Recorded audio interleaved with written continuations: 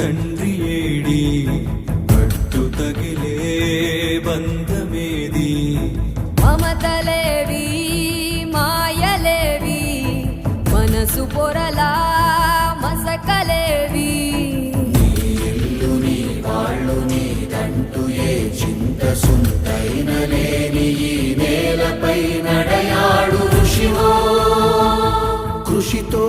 నాస్తి దుర్భిక్షమని లోకాన్ని శాసించు మనిషివో